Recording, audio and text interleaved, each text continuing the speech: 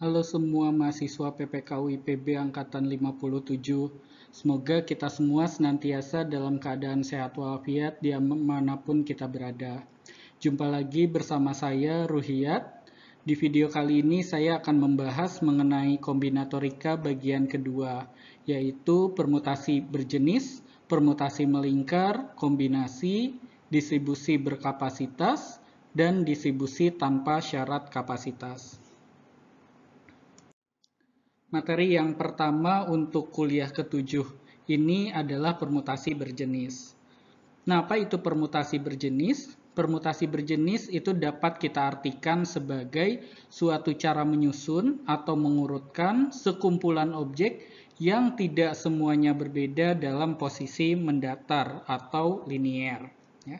Jadi, perbedaan antara permutasi yang kita bahas di pertemuan ke-6, kuliah ke-6 dengan permutasi berjenis ini adalah di objeknya. Ya, kalau di permutasi saja, objeknya itu semuanya berbeda, sementara di permutasi berjenis, objeknya tidak semuanya berbeda. Jadi contohnya misalkan, kalau di permutasi saja, ya, misalkan di permutasi saja kita punya himpunan objeknya itu A, B, C. Jadi semua objeknya itu berbeda. Sementara kalau di permutasi berjenis itu tidak semua objeknya itu berbeda. Contohnya misalkan kita punya himpunan objeknya adalah A, kemudian B, B, C, C, C. Ya, jadi tidak semua objeknya itu berbeda.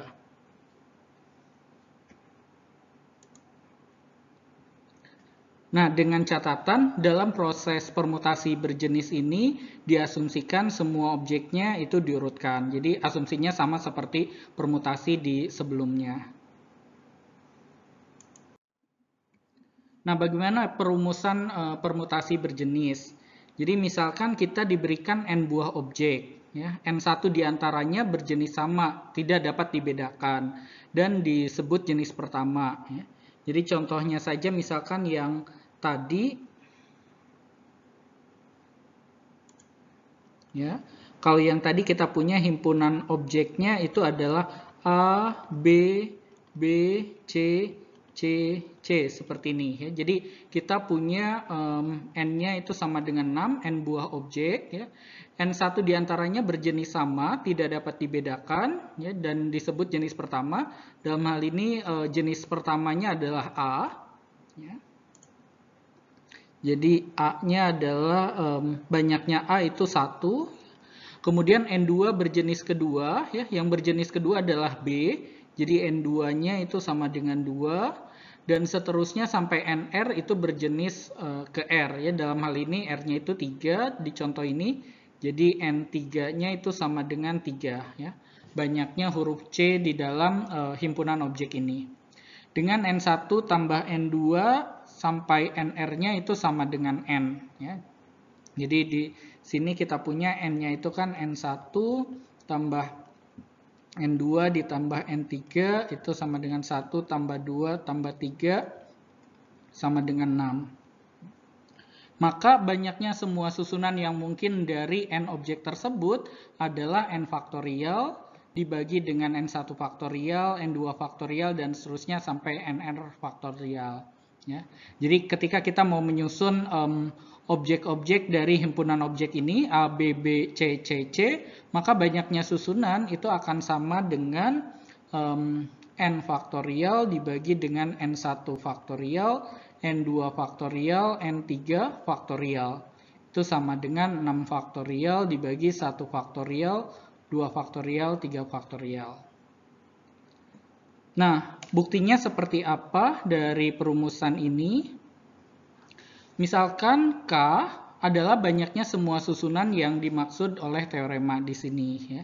Jadi banyaknya susunan yang mungkin dari N objek di teorema ini adalah K. Ya. Yang akan kita cari adalah nilai K. Nah, ambil sembarang satu susunan di antara K susunan tersebut. Ya. Kalau semua objek dalam satu susunan ini dianggap berbeda, maka satu susunan berjenis akan menghasilkan N1 faktorial. Ya. Jadi karena dianggap berbeda ya, N1-nya, N1 faktorial, N2 faktorial, dan seterusnya sampai NR faktorial permutasi. Nah, sehingga kalau misalkan banyaknya K ini, ya K, banyaknya susunan ini, dikalikan dengan N1 faktorial, N2 faktorial, dan seterusnya sampai NR faktorial, itu akan sama dengan N faktorial. Ya, kalau misalkan semuanya itu kita anggap berbeda, ya itu adalah N faktorial. Sehingga dari sini kita bisa peroleh bahwa K-nya itu sama dengan N faktorial dibagi dengan N1 faktorial kali N2 faktorial dan seterusnya sampai NR faktorial. Oke, kita lihat contoh penerapan dari permutasi berjenis. Ya. Tentukan banyaknya kata susunan huruf, ya, banyaknya kata atau susunan huruf yang mungkin dibentuk dengan mengambil semua huruf di dalam kata matematika. Ya. Jadi di sini kita punya di dalam kata matematika di sini ada huruf-huruf yang sama ya, yang tidak bisa kita bedakan. Jadi kalau kita misalkan N1-nya itu adalah banyaknya huruf M, maka kalau kita hitung di sini M-nya itu ada 2, kemudian N2-nya adalah banyaknya huruf A. Huruf A di sini ada 3, kemudian N3-nya banyaknya huruf T. Huruf T di sini ada 2, kemudian N4 ini banyaknya huruf E. Di sini huruf E ada 1, kemudian N5 kita misalkan banyaknya huruf I. Ya. I-nya juga di sini ada 1, dan N6 ini banyaknya huruf K. K-nya juga ada 1. Ya. Yang kalau kita jumlahkan, ya, N-nya ini akan sama dengan 10. Ya. Jadi ada 10 huruf. Ya. Jadi di sini kita akan menyusun 10 huruf ini, ya, di mana tidak semua huruf itu berbeda. Ya. Jadi ada huruf-huruf yang sama di sini. Ya. Nah, dengan menggunakan rumus permutasi berjenis di slide sebelumnya, maka banyaknya kata yang mungkin dibentuk dengan mengambil semua huruf di dalam kata matematika itu ada sebanyak 10 faktorial dibagi dengan 2 faktorial, 3 faktorial, 2 faktorial, 1 faktorial, 1 faktorial, 1 faktorial. Dan ini kalau kita hitung hasilnya 151.200.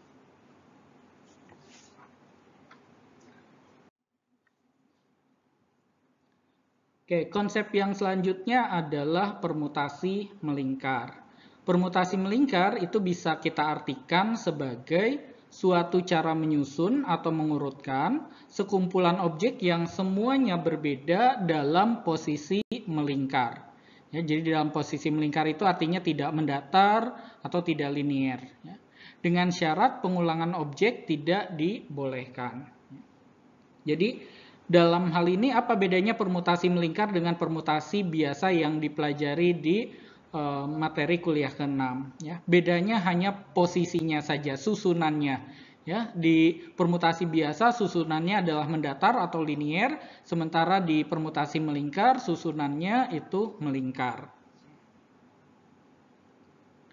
Nah, dengan catatan dalam permutasi melingkar ini diasumsikan semua objeknya disusun secara melingkar seperti yang tadi disampaikan. Ya. Nah, catatan yang penting adalah yang kedua, bahwa setiap satu susunan melingkar diasumsikan tidak ada awal dan akhir. Ya. Contohnya misalkan ABC itu sama saja dengan BCA sama dengan CAB. Ya, itu dianggap satu susunan. Ya. Jadi kalau kita gambarkan misalkan ABC kita gambarkan seperti ini ya. ABC, kemudian BCA, CAB. Kalau misalkan ini kita putar-putar ya, ketiga susunan ini sama saja ya. ABC, BCA dan CAB ya. Jadi di sini ya, ini ketiga susunan ini itu dianggap satu susunan ya karena sama ya.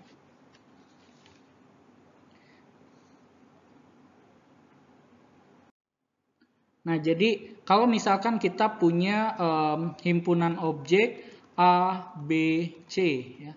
Kalau di permutasi biasa, kalau misalkan kita susun secara mendatar atau secara linier, itu ada 6 kemungkinan. Ya. Itu ada 3 faktorial, itu sama dengan 6. Apa saja ya, bisa A, B, C, bisa A, C, B, bisa BAC, bisa BCA, bisa CAB, dan bisa CBA. Ya. Itu kalau di permutasi. Kalau misalkan di permutasi melingkar, seperti apa? Ya. Ada berapa banyak cara menyusunnya? Ya. Tadi kita sudah lihat bahwa ABC itu susunannya sama dengan BCA, sama dengan CAB. Jadi yang pertama ini ABC, BCA, dan CAB itu susunannya sama. Ya. Bagaimana dengan ACB, BAC, dan CBA? Ya? Itu juga sama. Ya. Jadi ACB itu sama saja dengan BAC, sama saja dengan CBA. Ya. Jadi kalau yang kedua ini kita gambarkan di sini ya, ACB begini, kemudian BAC, dan yang terakhir CBA. Ya. Ini kalau kita putar-putar, ini sebetulnya susunannya sama saja, ya, tidak ada yang berbeda. Jadi di permutasi melingkar kalau kita punya 3 objek seperti ini, itu hasilnya adalah 2, ya, ada 2 susunan. Nah, kira-kira 2 ini bagaimana menentukannya, ya, rumusannya seperti apa di permutasi melingkar? Nah, untuk perumusan permutasi melingkar itu diberikan oleh teorema berikut.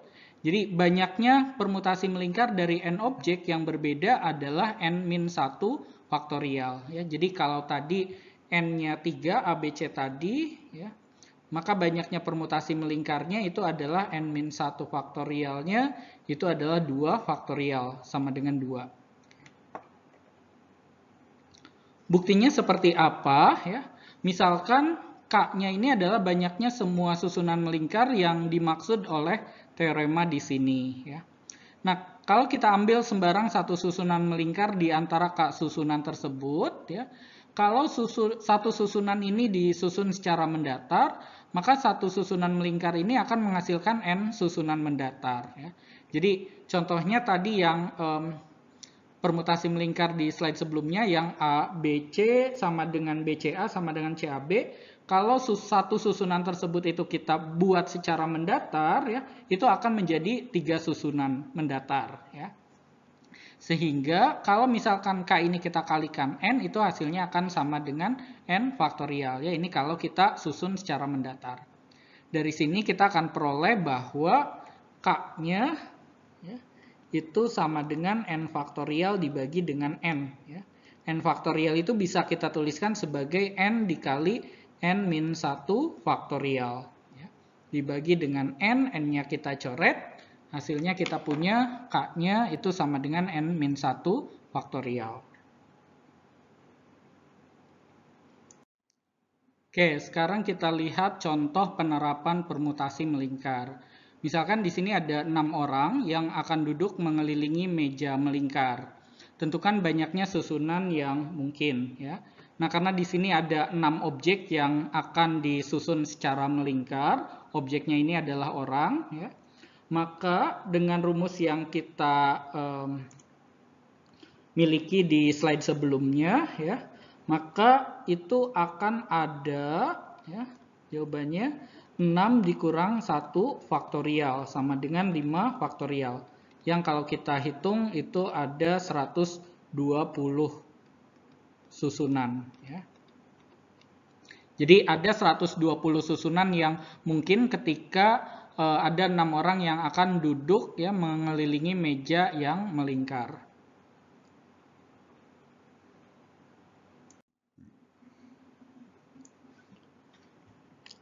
Oke, kemudian contoh yang berikutnya. Ya. Misalkan di sini ada 15 balok yang terdiri atas 6 balok putih, 4 balok merah, 3 balok biru, dan 2 balok hitam. Ya. Balok-balok tersebut akan disusun melingkar. Ya. Tentukan banyaknya cara. Yang pertama kalau semua balok dibedakan. Ya. Semua balok dibedakan itu artinya ke-6 balok putih ini semuanya berbeda. Ya, katakanlah kita tandai baloknya ada P1, P2, P3 sampai P6. Ya. Kemudian yang merah itu semuanya juga berbeda. Ya, kita tandai M1, M2 sampai M4. Yang biru kita tandai B1, B2 sampai B3. Yang hitam kita tandai H1 dan H2. Ya. Jadi di sini ya kita punya objeknya itu adalah P1 balok putih pertama, P2, P3, P4, P5, P6. Kemudian balok merahnya kita tandai M1, M2, M3, M4. Balok birunya kita tandai B1, B2, B3, dan balok hitamnya kita tandai H1 dan H2. Jadi di sini kita punya 15 balok yang semuanya berbeda. Ya. Akan disusun secara melingkar. Ya. Maka yang nomor 1 jawabannya mudah saja. Ya. Tinggal gunakan rumus yang sebelumnya. Ya. Itu ada berapa? 15 dikurangi 1 faktorial sama dengan 14 faktorial cara. Kemudian yang kedua, kalau misalkan balok sewarna dibedakan dan harus dikelompokkan. Ya. Yang ketiga ada tambahannya kalau kelompok putih harus bersebelahan dengan kelompok merah. Ya. Nah ini contohnya mirip seperti ketika kita mengelompokkan buku matematika, fisika, kimia di slide sebelumnya, ya di slide materi perkuliahan ke-6. Ya, hanya saja kalau buku itu kita susun secara mendatar atau linier, di sini baloknya kita susun secara melingkar. Untuk yang kedua, ya, yang pertama, langkah yang pertama atau operasi yang pertama yang harus kita lakukan adalah menyusun kelompoknya, ya, kelompok balok. Kelompok baloknya ada berapa? Ya, kelompok baloknya ada 4. Ada putih, ada merah, ada biru, ada hitam. Ya. Nah, kalau kita gambarkan, misalkan di sebelah sini, ya, ini susunannya, misalkan. Jadi kita akan menyusun kelompok putih, merah, biru, dan hitam di sini, ya, di secara melingkar. Ya. Berarti banyaknya cara adalah berapa? Ya, karena ada 4 kelompok, berarti 4 dikurangi 1 faktorial sama dengan 3 faktorial. Itu operasi yang pertama. Operasi yang kedua adalah kita susun, ya, balok putih di dalam kelompok putih, ya. Balok putih, ya. Balok putihnya ada berapa? Balok putihnya ada 6, ya. Nah, perhatikan bahwa ketika kita menyusun balok putih, ya, posisinya itu bukan melingkar, ya, melainkan mendatar. Jadi misalkan di sini katakanlah kelompok putih, ya, ada 6. Jadi susunannya itu bukan melingkar tetapi mendatar, ya. Sehingga banyaknya susunan balok putih itu ada 6 faktorial. Kemudian operasi yang ketiga itu kita susun balok merah, ya. Balok merahnya ada 4 berarti 4 faktorial. Kemudian operasi yang keempat kita punya balok biru. Ya, balok birunya kita punya 3 berarti 3 faktorial. Kemudian operasi yang terakhir itu menyusun balok warna hitam, ya. Ada 2 itu 2 faktorial, ya. Jadi menyusun balok-baloknya ini secara mendatar, ya, bukan melingkar. Yang melingkar ini adalah ketika kita menyusun kelompoknya, ya. Sehingga berdasarkan kaidah penggandaan, ya, maka kita akan punya 3 faktorial kali 6 faktorial kali 4 faktorial kali 3 faktorial kali 2 faktorial cara. Itu untuk yang nomor 2, ya. Nah, yang nomor 3, karena kelompok putihnya harus bersebelahan dengan kelompok merah, bagaimana caranya? Ya, caranya adalah di operasi pertama, kelompok putih sama merah itu kita jadikan satu kelompok terlebih dahulu. Ya. Jadi menyusun kelompoknya itu ada 3 ya.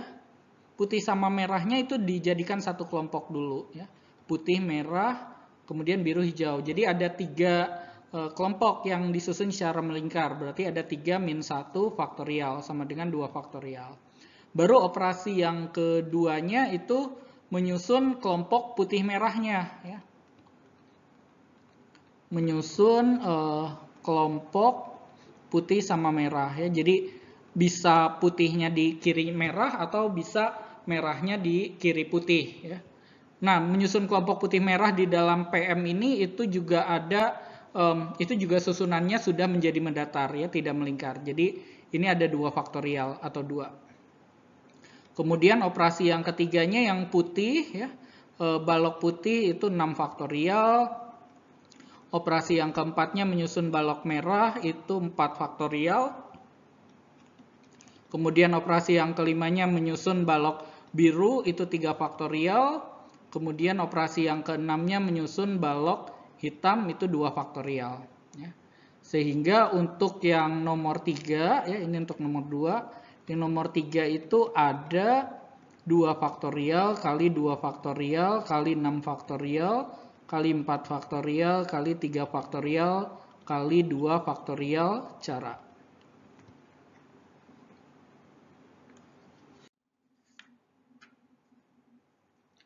Oke, materi yang selanjutnya adalah tentang kombinasi. Ya. Kombinasi itu kita definisikan seperti ini. Ya. Jadi kombinasi berukuran R dari N objek dapat diartikan sebagai suatu cara seleksi ya, atau cara pengambilan atau cara pemilihan sebanyak R dari sekumpulan N objek yang berbeda dengan syarat urutannya tidak diperhatikan ya, dan pengulangan atau pengembalian juga tidak dibolehkan. Ya. Definisi ini mirip seperti permutasi. Bedanya di mana? Kalau di permutasi urutan itu diperhatikan, kalau di kombinasi urutan itu tidak diperhatikan. Hanya beda di situ saja antara permutasi dan kombinasi. Ya. Jadi kuncinya di kombinasi adalah urutannya tidak diperhatikan, ya, pengulangannya juga tidak diperbolehkan.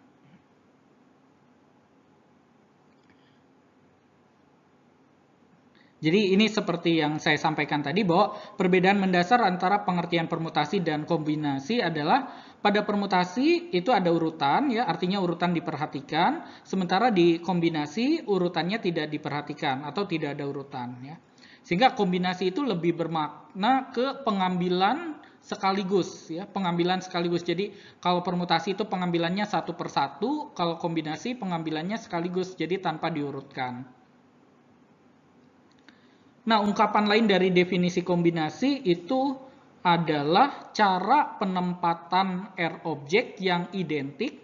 Ya, identik di sini berarti objeknya itu tidak dapat dibedakan ya, ke dalam N posisi mendatar linier. Ya. R-nya di sini bisa saja lebih sedikit dibandingkan N. Ya. Jadi kalau misalkan kita mau menyusun, ya, menempatkan R objek yang identik, yang tidak dapat dibedakan ke dalam N posisi mendatar, itu berarti kita gunakan kombinasi. Nah, bagaimana rumus untuk kombinasi? Ya.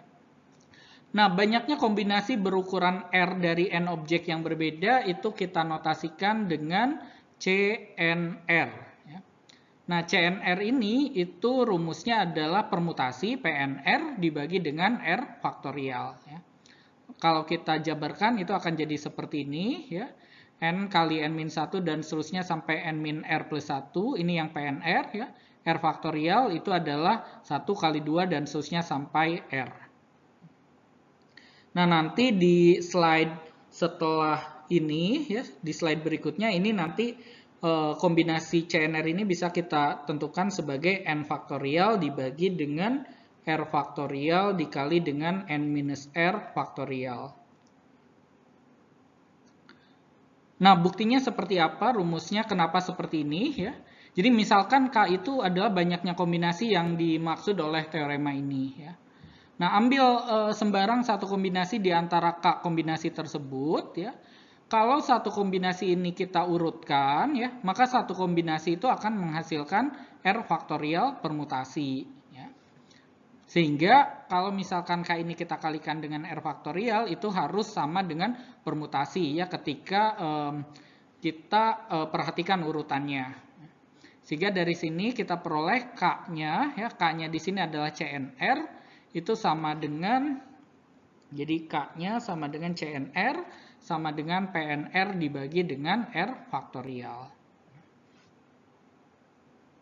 Jadi bukti-buktinya mirip saja seperti yang bukti permutasi berjenis dan permutasi melingkar.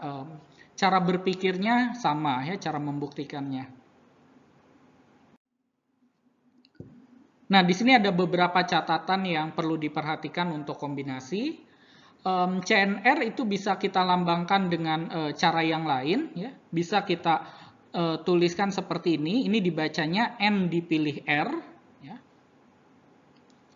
Nah, secara khusus kalau N dipilih N itu akan sama dengan 1 dan N dipilih 1 itu akan sama dengan N ya. Jadi kalau misalkan kita punya N buah objek ya, kita ambil seluruhnya ya makanya itu akan ada satu kemungkinan saja ya. Kalau kita punya N objek yang berbeda kemudian kita ambil satu buah objek, maka akan ada N kemungkinan ya. Bisa objek pertama, bisa objek kedua dan seterusnya sampai objek ke N. Nah, karena tidak ada pengulangan objek di kombinasi ini ya, kita definisikan N dipilih 0 itu sama dengan 1 ya. Dan N dipilih R itu akan sama dengan 0 kalau R-nya negatif atau R-nya lebih besar dari N. Ya. Ini kita definisikan seperti ini. Ya. Kemudian mudah juga ditunjukkan bahwa N dipilih R ini rumusnya adalah N faktorial dibagi R faktorial kali N min R faktorial. Ya. Dan N dipilih R ini sama saja dengan N dipilih N minus R.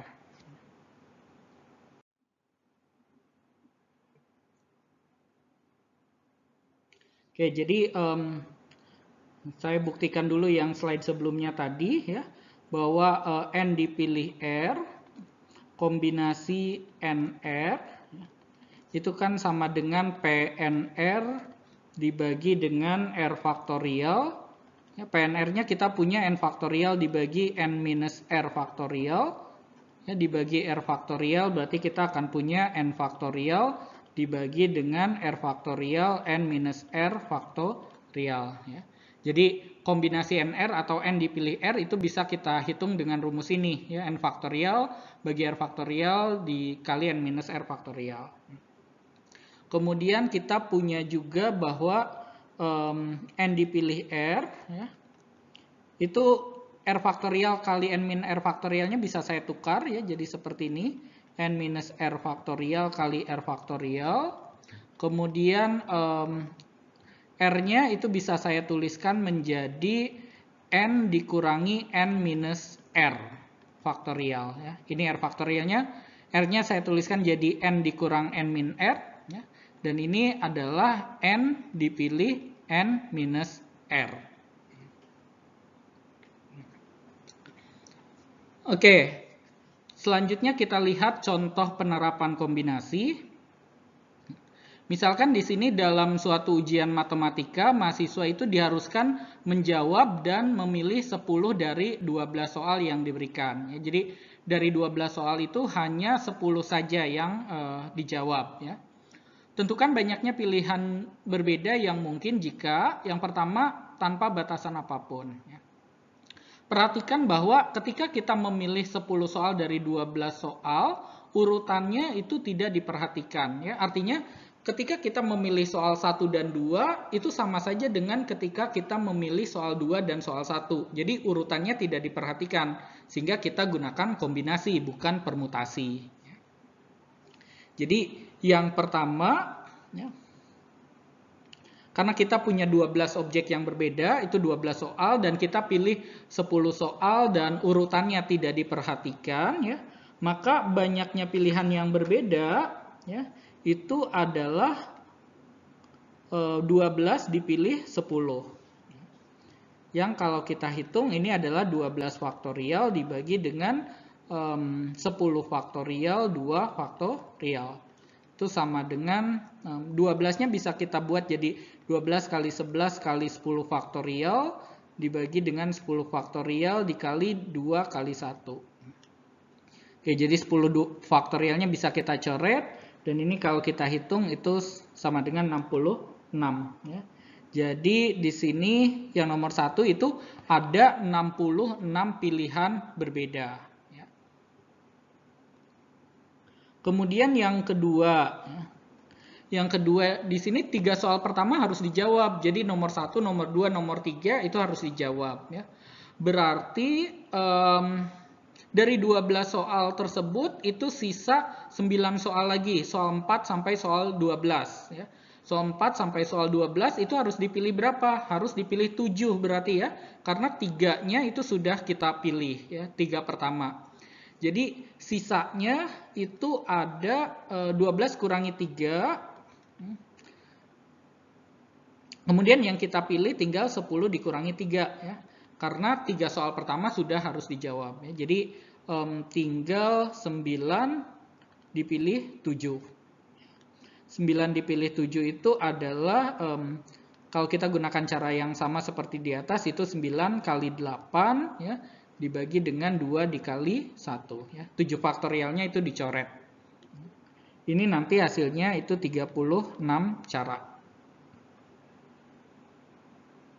Kemudian yang ketiga adalah paling sedikit 3 dari 5 soal pertama harus dijawab. Nah, paling sedikit 3 dari 5 soal harus dijawab itu kan mungkin 3, mungkin 4, mungkin 5 ya. Jadi bisa 3, bisa 5, bisa 4, bisa 5.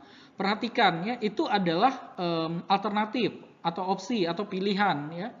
Jadi untuk nomor 3 kita gunakan kaidah penjumlahan untuk menyelesaikannya.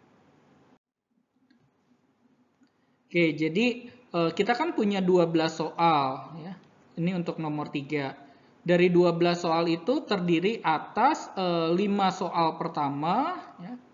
5 soal pertama ini adalah soal nomor 1, 2 dan seterusnya sampai 5 dan 7 soal berikutnya. 7 soal berikutnya ini berarti soal nomor 6, nomor 7 dan seterusnya sampai soal nomor 12. Nah, karena paling sedikit 3 soal dari 5 soal pertama harus dijawab, berarti alternatif pertama itu kita pilih 3 soal dari 5 soal pertama ya. Alternatif yang kedua itu kita pilih 4 soal dari 5 soal pertama, dan alternatif yang ketiga adalah kita memilih 5 soal dari 5 soal pertama. Nah, kita lihat dulu di alternatif ke-1. Di alternatif ke-1 karena sudah dipilih 3 soal, karena kita harus memilih 10 soal dari 12 soal, berarti sisanya 7. Ya. Berarti 7 soal berikutnya semuanya itu harus dijawab. Ya. Kemudian, kalau kita pilih 4 soal dari 5 soal pertama, berarti sisanya itu 6 soal dari 7 soal berikutnya. Ya. Dan kalau kita pilih 5 soal dari 5 soal pertama, berarti di 7 soal berikutnya kita tinggal pilih 5 lagi. Nah, memilih 5 soal pertama, memilih 3 soal dari 5 soal pertama itu adalah 5 dipilih 3. Ya. Kemudian memilih 7 dari 7 soal, sebetulnya itu 1. Ya. Kita tuliskan saja 7 dipilih 7. Kemudian yang ini 5 dipilih 4, yang ini adalah 7 dipilih 6, yang di sini 5 dipilih 5, dan yang di sini 7 dipilih 5. Nah, kombinasi 53 dengan kombinasi 77 ditambah atau dikali ya. Perhatikan bahwa ini bukan pilihan ya, ini adalah proses berkelanjutan ya. Jadi proses yang pertama atau operasi yang pertama adalah kita pilih 3 soal dari 5 soal pertama, dilanjutkan memilih 7 soal dari 7 soal berikutnya. Berarti di sini kita gunakan kaidah penggandaan ya. Jadi kombinasi 53 kali kombinasi 77 ya. Kombinasi 54 kali kombinasi 76, kombinasi 55 kali kombinasi 75. Nah, kemudian hasilnya apa ya? Karena ini adalah alternatif, berarti kita jumlahkan ya. Jadi kesimpulannya untuk nomor 3 itu ada kombinasi 53 dikali kombinasi 77 ditambah kombinasi 54 dikali kombinasi 76 ditambah kombinasi 55 dikali kombinasi 75. Jadi dan ini kalau kita hitung itu hasilnya akan menjadi 66 ya. Jadi ada 66 pilihan berbeda yang mungkin.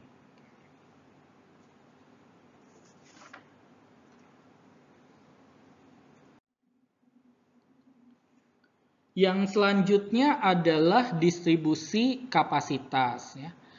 Misalkan N itu sama dengan N1 tambah N2 dan seterusnya sampai NK ya. Banyaknya cara mendistribusikan atau mengalokasikan ya, atau melompokkan atau menyebar ya N objek yang berbeda ke dalam K wadah yang berbeda ya. Dengan syarat wadah pertama harus berisi N1 objek, wadah kedua harus berisi N2 objek dan seterusnya sampai wadah ke K berisi sisa terakhir NK buah objek ya. Jadi di sini kita punya wadahnya ya. Ada sebanyak K, wadah ke-1, wadah kedua dan seterusnya sampai wadah ke K ya. Kita punya N buah objek ya. N buah objek ini kita distribusikan ya. Ke wadah ke-1 ini N1 objek ya. Kemudian kita distribusikan ke wadah kedua itu N2 objek dan seterusnya ya. Ke wadah ke K kita punya distribusikan NK objek. Jadi dan total semua isi wadah ini itu sama dengan total semua objek yang kita distribusikan ya. Jadi N-nya itu sama dengan N1 tambah N2 dan seterusnya sampai NK. Jadi total objek yang ada di seluruh wadah itu sama dengan total objek yang kita distribusikan. Nah, banyaknya cara mendistribusikannya itu adalah kombinasi NN1 dikali kombinasi N-1, N2 dan seterusnya sampai kombinasi NK, NK. Nah, bagaimana rumus ini diperoleh ya? Kita lihat buktinya ya. Jadi ini adalah salah satu terapan dari hukum penggandaan ya. Jadi kita bisa menerapkan hukum penggandaan di sini ya. Jadi operasi yang pertamanya adalah kita distribusikan dulu N1 objek ya ke wadah ke-1 ya. Karena kita punya N buah objek ya, kita distribusikan N1 objek. Jadi kita pilih N1 objek dan di sini urutannya tidak diperhatikan ya, berarti kita gunakan kombinasi bukan permutasi. Jadi dari N objek ini kita masukkan N1 objek ke wadah ke-1 ya. Itu ada N dipilih N1 ya. Kemudian sisanya berarti ada N min N1 objek ya. N dikurang N1 objek sisanya itu kita masukkan ke wadah yang kedua ya, sebanyak N2 ya. Jadi banyaknya cara itu adalah N min N1 dipilih N2. Dan seterusnya sampai tersisa NK objek di wadah ke K ya. Jadi nanti sisanya ya sebanyak NK ya, karena kan penjumlahannya N1 sampai NK itu sama dengan N ya. NK di sini ini sebetulnya NK yang di atas ini sama dengan N dikurang N1 dikurang N2 dan seterusnya sampai NK-1 ya. Jadi semua objek dikurangi dengan objek-objek yang sudah ditempatkan di wadah 1 sampai wadah ke K-1. Oke, ini ilustrasinya tadi ya. Jadi kita punya N buah objek, N1 objek kita tempatkan di wadah ke-1, itu ada kombinasi N1 cara. Kemudian kita masukkan ke wadah kedua sebanyak N2 objek, itu ada kombinasi N-N1, N2 cara. Ya. Dan seterusnya sampai ke wadah ke-K, itu ada NK objek. Ya. Seperti ini. Nah, notasinya untuk distribusi berkapasitas itu kita gunakan notasi seperti ini ya. Jadi kita punya N, N1, N2 dan seterusnya sampai NK ya. Dan ini sama dengan rumus yang tadi. Nah, mudah ditunjukkan bahwa rumusnya ini ya itu bisa dituliskan sebagai N faktorial dibagi N1 faktorial, N2 faktorial sampai NK faktorial. Perhatikan bahwa rumus ini sama seperti permutasi berjenis. Ya. Buktinya seperti apa? Ya. Jadi yang N dipilih N1 itu bisa kita buat jadi N faktorial dibagi dengan N1 faktorial, N min N1 faktorial. Ya. Dikali dengan yang ini, kalau kita jabarkan itu N min N1 faktorial dibagi dengan N2 faktorial, N dikurang N1 dikurang N2 faktorial. Dan seterusnya sampai yang terakhir. Yang terakhir ini tadi NK-nya sebetulnya itu N dikurang N1 kurang N2 dan seterusnya sampai NK-1 ya. Jadi ini adalah N dikurang N1 min N2 min dan seterusnya sampai NK-1 faktorial.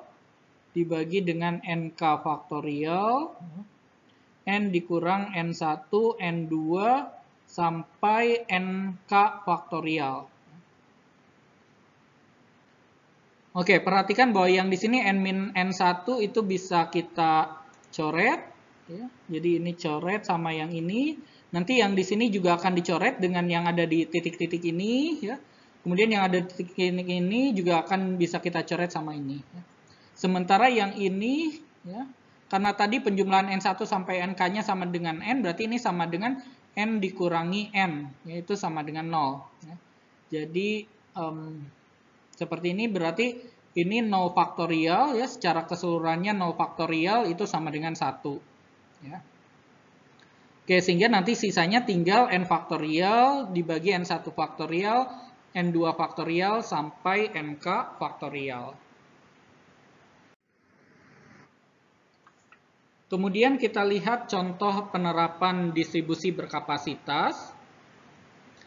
Di sini misalkan ada 15 orang yang terdiri atas 3 guru dan 12 siswa yang akan pergi bertamasya menggunakan 3 mobil. Nah, ketiga mobil ini punya kapasitas masing-masing.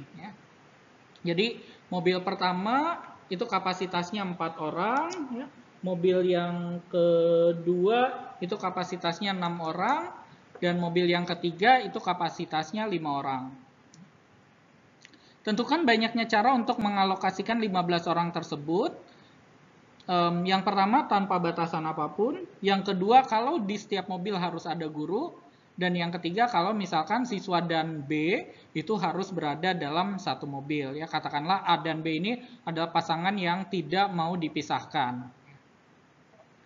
Oke, jadi yang pertama kalau tanpa batasan apapun artinya ya hanya berdasarkan informasi yang ada di soal saja. Ya.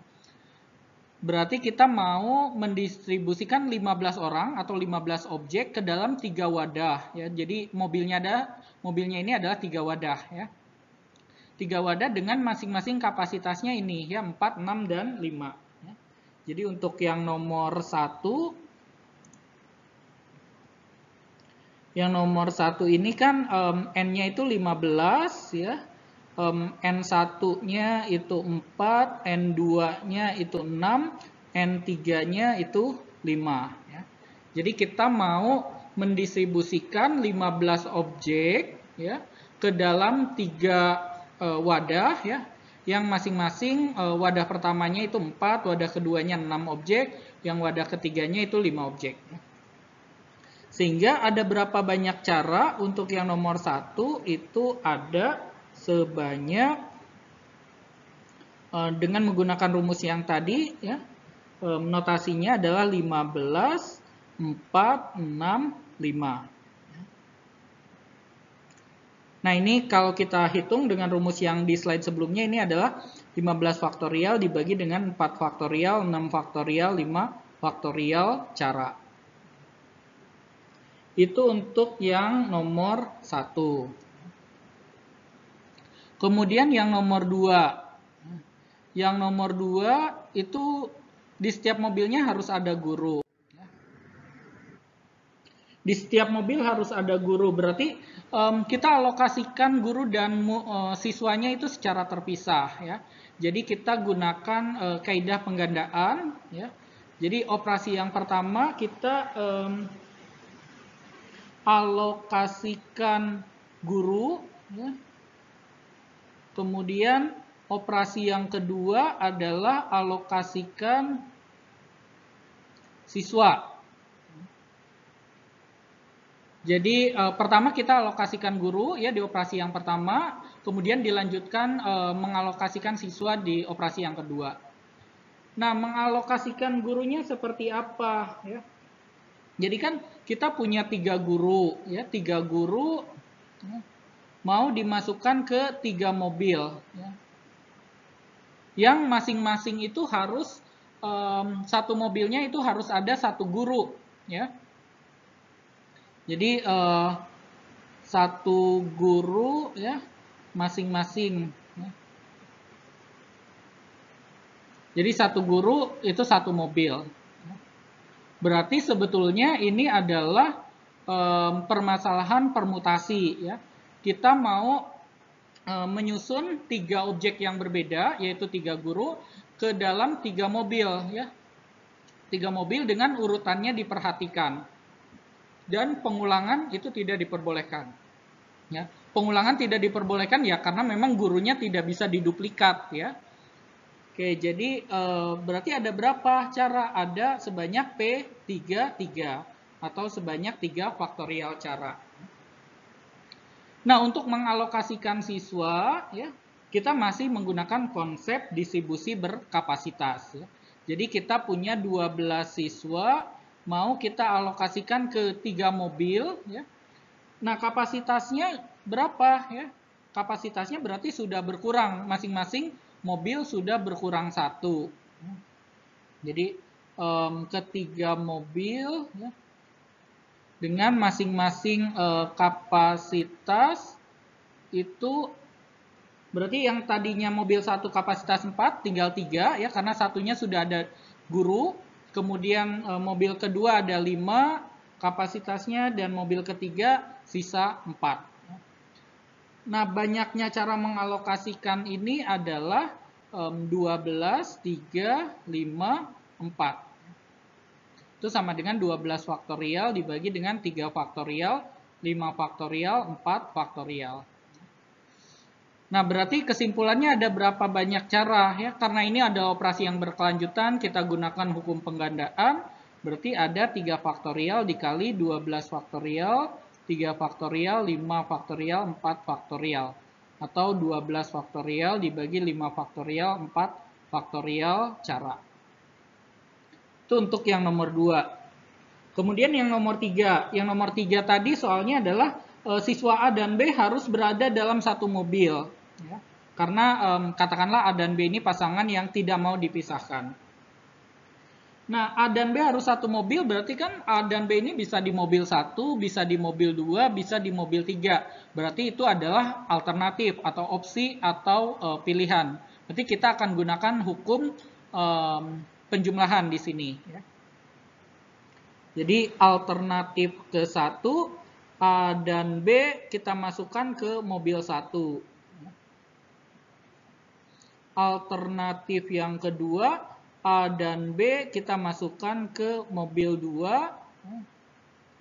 Dan alternatif yang ketiga, A dan B kita masukkan ke mobil ketiga. Nah, kalau A dan B masukkan ke mobil satu, berarti kapasitas mobil satu itu sudah berkurang, ya, berkurang 2. Ya. Jadi yang kita mau masukkan berapa alokasikan? Berarti dari 15 itu yang mau kita alokasikan tinggal 13, ya. Karena apa? Karena dua orangnya itu A dan B sudah masuk ke mobil satu. Ya. Jadi 13 orang yang mau kita masukkan ke dalam mobil, kapasitas mobil satu sudah berkurang 2 karena sudah diisi A dan B, berarti sisa 2. Kapasitas mobil kedua masih tetap 6, kapasitas mobil ketiga masih tetap 5. Kemudian alternatif kedua, kapasitas mobil satunya tetap, kapasitas mobil duanya berkurang 2 dari 6 jadi 4. Kemudian kapasitas mobil tiganya itu 5. Ya. Alternatif yang ketiga itu 13, mobil pertama tetap 4, mobil kedua tetap 6, mobil ketiga sudah berkurang 2, kapasitasnya berarti sisa 3. Oke, berarti jadinya kesimpulannya ada berapa? Ada 13 faktorial, 2 faktorial, 6 faktorial, 5 faktorial, ditambah dengan 13 faktorial, 4 faktorial, 4 faktorial, 5 faktorial, ditambah dengan 13 faktorial, dibagi dengan 4 faktorial, 6 faktorial, 3 faktorial cara.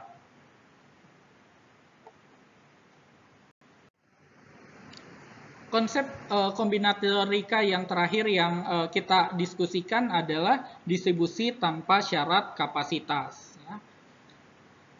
Nah, jadi perbedaannya dengan distribusi berkapasitas tadi jelas ya dari judulnya bahwa kalau distribusi berkapasitas setiap wadahnya itu punya kapasitas, sementara di distribusi tanpa syarat kapasitas setiap wadahnya itu tidak punya syarat kapasitas ya. Jadi isinya boleh 0, boleh 1 dan seterusnya, boleh sebanyak-banyaknya ya. Oke. Bagaimana rumusnya? Ya, banyaknya cara mendistribusikan atau mengalokasikan atau mengelompokkan atau menyebar n buah objek yang berbeda ke dalam k wadah yang berbeda tanpa syarat apapun. Ya, itu ada sebanyak k pangkat n. Ya, itu sama dengan k dan seterusnya dikalikan sebanyak n kali. Nah, kenapa rumusnya seperti ini? Ya, kita bisa menerapkan hukum penggandaan di sini. Ya. Karena semua objek itu harus dialokasikan ke dalam k wadah. Ya. Operasi yang pertamanya adalah kita menempatkan objek ke satu ke dalam wadah. Ya. Karena ada k wadah, berarti objek ke satu itu kan bisa masuk ke wadah satu, bisa masuk ke wadah kedua, dan seterusnya sampai bisa masuk ke wadah ke k. Berarti ada k cara untuk menempatkan objek ke satu. Kemudian dilanjutkan dengan operasi yang kedua adalah menempatkan objek kedua ke dalam wadah. Sama dengan objek ke satu, itu ada k cara juga ya, karena setiap wadahnya itu tidak ada syarat kapasitas. Dan seterusnya sampai objek ke n, itu ada k cara juga ya. Nah, karena ini adalah operasi yang berkelanjutan, berarti kita gunakan hukum penggandaan. Jadi tinggal k dikalikan k dan seterusnya sampai k, nanti akan diperoleh sebanyak k pangkat n ya, karena k-nya dikalikan sebanyak n kali. Yang terakhir adalah contoh penerapan distribusi tanpa syarat kapasitas. Jadi di sini kita punya 3 buah kelereng yang berbeda. Ya. Jadi ketiga buah kelerengnya itu bisa dibedakan dengan jelas. Itu akan disebar ke dalam 2 buah kotak. Tentukan banyaknya cara penyebaran yang mungkin. Yang pertama, tanpa batasan apapun. Tanpa batasan apapun artinya apa? Artinya tidak ada syarat kapasitas untuk kedua kotak tersebut. Ya.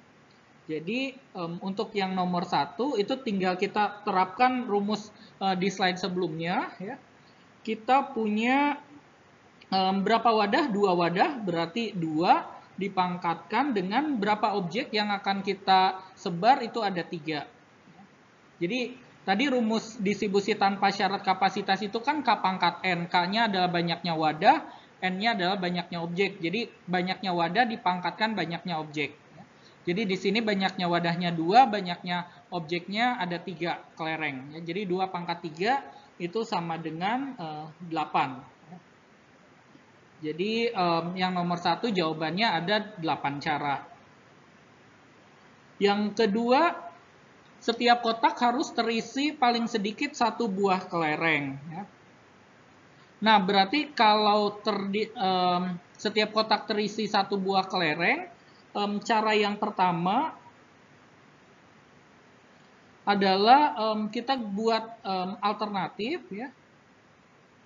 Alternatif pertama adalah kotak yang pertama itu isinya satu kelereng, kotak yang kedua isinya dua kelereng. Kemudian alternatif yang kedua, kotak yang pertama isinya dua kelereng, kotak yang pertama isinya satu kelereng. Ya. Jadi kotak yang pertama isinya dua kelereng, kotak yang kedua isinya satu kelereng. Ya. Karena minimal harus ada satu kelereng di dalam setiap kotak. Nah, berarti ini menjadi permasalahan distribusi dengan kapasitas. Ya. Jadi ada syarat kapasitasnya. Ya. Berarti yang ini dengan distribusi dengan kapasitas, berarti ini adalah 31,2. Ya. Yang ini itu 31,2. Berarti ini sama dengan 3 faktorial per 1 faktorial 2 faktorial tambah 3 faktorial 1 faktorial 2 faktorial. Ya, ini sama dengan 3 tambah 3 sama dengan 6. Ini cara yang pertama. Cara yang kedua adalah setiap kotak harus terisi paling sedikit satu kelereng, itu sama dengan jadi setiap kotak harus terisi minimal satu kelereng. Itu sama saja dengan semua cara ya, dikurangi dengan ada kotak ya, yang tidak terisi. Oke, semua caranya berapa? Semua caranya di nomor 1 tadi ada 8. Ada kotak yang tidak terisi itu ada berapa kemungkinan? Ada 2 kemungkinan. Kotak 1 yang tidak terisi atau kotak 2 yang tidak terisi. Jadi ada 2 kemungkinan. Sehingga 8 dikurangi 2 itu sama dengan 6. Oke, saya kira itu saja untuk materi kombinatorika bagian kedua untuk kuliah ke-7. Ini adalah referensi untuk materi kombinatorika. Perlu diingat bahwa ada tugas kelompok yang harus dikerjakan, diselesaikan, dan dikumpulkan sebelum waktu responsi. Oke, akhir kata saya ucapkan terima kasih telah menyaksikan video ini sampai akhir. Ya. Saya ucapkan selamat belajar dan selamat menempuh UTS pertama kali di IPB. Ya. Semoga sukses dan mendapatkan hasil yang sangat memuaskan. Amin.